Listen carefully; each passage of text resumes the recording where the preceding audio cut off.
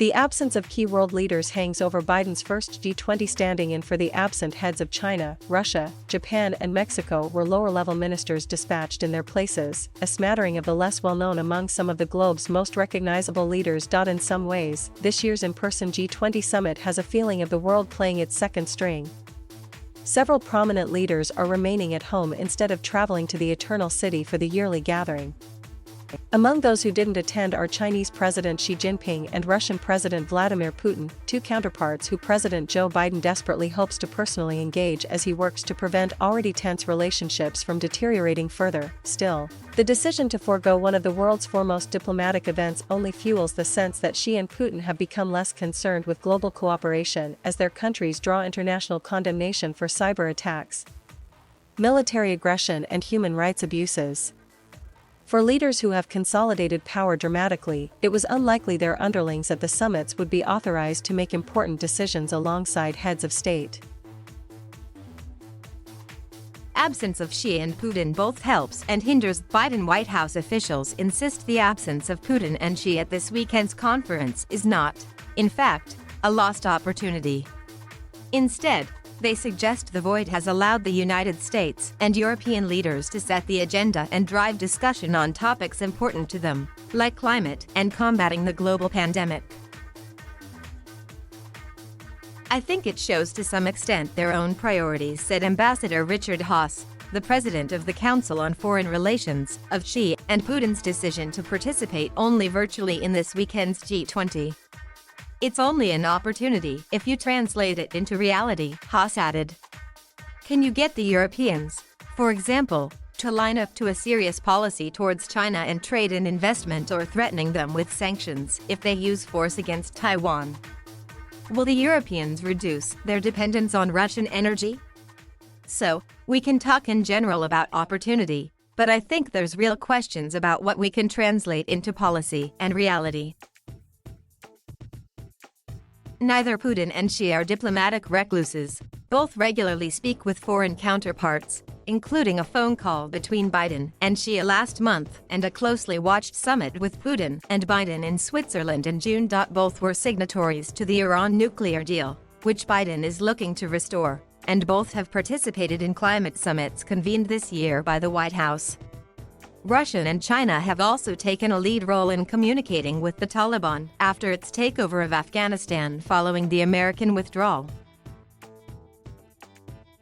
Yet their engagements are often selective and have not prevented them from steering their countries against the international order. In the week preceding the G20, Russian warships staged a mock landing in Crimea, the territory in Ukraine annexed by Moscow in 2014. And it was revealed the Russian hackers behind a successful 2020 breach of U.S. federal agencies have in recent months tried to infiltrate U.S. and European government networks. Even without Xi at the summit, China has proved an enduring topic of conversation. This has been a central topic of conversation, not as some kind of bloc formation or new Cold War-style engagement, but rather as dealing with a very complex challenge in a clear-eyed and highly coordinated way, a senior administration official said. Secretary of State Antony Blinken on Sunday said that even if Xi is absent from the diplomatic gatherings, his decisions will play an important role for the future of the globe. Blinken added, Beijing is going to have to decide whether it's going to live up to its responsibilities, starting with its own people who are affected directly by climate change. Sideline discussions go missing in video remarks played at the G20 on Saturday. Both Xi and Putin raised concerns about the global vaccination effort, and each complained their country's shots weren't being recognized by international bodies. They were expected to participate virtually in additional sessions later in the summit, but because they are not attending in person, won't have the chance to follow up on their concerns with fellow leaders. Often, the most substantive discussions at international summits happen on the margins of the official plenary sessions, which are carefully scripted and rarely generate unexpected news. On the sidelines of the G20 summit in 2016, held in China, then-President Barack Obama cornered Putin and told him to cut it out as revelations emerged of Russia's massive cyber intrusions ahead of that year's presidential elections. At the G20 2 years later, Putin found himself during a leaders' dinner speaking to then-President Donald Trump without any staff or note-takers present. At the same summit, held in Buenos Aires, Trump met with Xi on the side and agreed to restart stalled trade talks. Early in his presidency, after aides arranged virtual visits from world leaders to mimic the import of a White House invite, Biden complained the encounters seemed stilted and lacked the warmth of a face-to-face. There is no substitute, as those of you who have covered me for a while know, for a face-to-face dialogue between leaders. None, Biden said in June after concluded an in-person summit with Putin in Geneva. Early this summer, the White House had eyed this weekend's G20 as a potential venue for Biden's first in-person meeting with Xi since becoming president, a key opportunity to check in as tensions escalate between Washington and Beijing.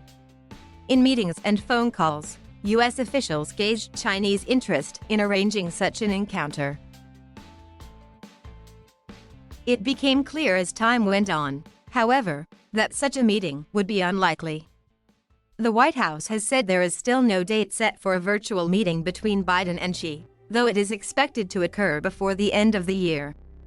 They will be able to sit as close to face as technology allows to see one another and spend a significant amount of time going over the full agenda, National Security Advisor Jake Sullivan said ahead of Biden's departure to Europe.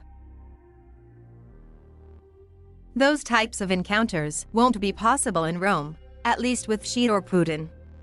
Biden did have a number of informal conversations with the leaders who did decide to attend and met for more substantive talks with French President Emmanuel Macron to smooth over a row involving nuclear-powered submarines.